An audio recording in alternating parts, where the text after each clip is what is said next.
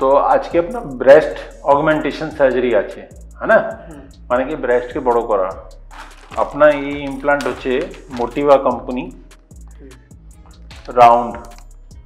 silk surface বুঝতে পেরেছেন আপনার ইমপ্লান্টের সাইজ আছে 380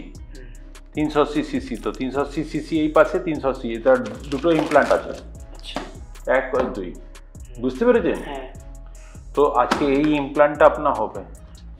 ইমপ্লান্টের বিষয়ে সব কিছু জানেন আপনি ঠিক আছে এটা আপনার বডি এর জিনিস নয় বাইরের থেকে মানে ইউএসএ থেকে আনানো হয় জীবাণু মুক্ত করা হয় তো সেটাই